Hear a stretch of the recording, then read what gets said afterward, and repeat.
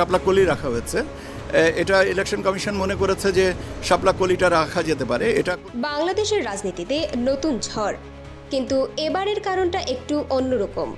কোনো আসন সমঝোতা বা উত্তপ্ত বক্তৃতা নয়, এবারের বিতর্কের কেন্দ্রে রয়েছে একটি ফুল, আমাদের জাতীয় ফুল শাপলা। একটি ফুলকে কেন্দ্র করে কিভাবে নির্বাচন কমিশনের পদত্যাগের মতো হুঁশিয়ারি আসতে পারে, চলুন জেনে নেওয়া যাক।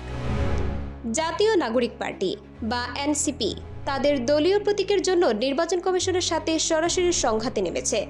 তাদের দাবি একটাই, দলীয় প্রতীক হিসেবে চাই জাতীয় ফুল শাপলা। কিন্তু নির্বাচন কমিশন নতুন গেজেটে তাদের জন্য বরাদ্দ করেছে শাপলা কলি, আর এখানেই বেঁধেছে গণ্ডগোল। এনসিপির মুখ্য সমন্বয়ক নাসিরউদ্দিন পাটোয়ারি সাফ জানিয়ে দিয়েছেন, এই শাপলাকলি তাদের কাছে একেবারেই বোধগম্য নয় এবং এই প্রতীক তারা কোনোভাবেই মেনে নেবেন না। তিনি বলেছেন, শাপলা নিয়ে তারা এক চুলও ছাড় দিতে রাজি নন। এটা তাদের জন্য আপোষহীন একটা বিষয় এবং নির্বাচন কমিশনকে বাধ্য করতে হবে পূর্ণাঙ্গ শাপলা প্রতীক বরাদ্দ দিতে।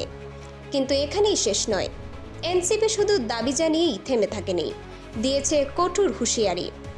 নাসিরউদ্দিন পাটোয়ারি বলেছেন, নির্বাচন কমিশন যদি তাদের এই দাবি মেনে না নেয় এবং এই খেলা চালু রাখে, তাহলে তারা বসে থাকবে না। গণতান্ত্রিক আন্দোলন এবং প্রতিবাদের মাধ্যমে নির্বাচন কমিশনকে পদত্যাগ করতে বাধ্য করা হবে। শুধু নাসিরউদ্দিনই নন, দলের অন্য নেতারাও বলছেন, শাপলাকলি গেজেটভুক্ত করার কোনো আইনি বা সাংবিধানিক ব্যাখ্যা তারা খুঁজে পাচ্ছেন না।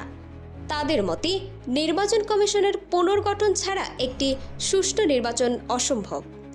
অর্থাৎ পুরো বিষয়টি এখন আর শুধু একটি প্রতীকের মধ্যেই সীমাবদ্ধ নেই, এটি নির্বাচন কমিশনের প্রতি অনাস্থা এবং রাজনৈতিক প্রতিশ্রুতির লড়াইয়ে পরিণত হয়েছে।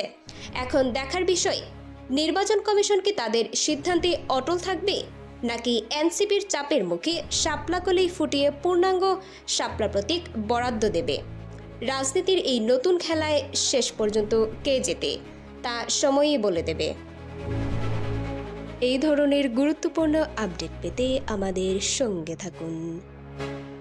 বিজেএন টিভি 24, সংবাদ যেখানে, বিশ্বস্ততা সেখানে।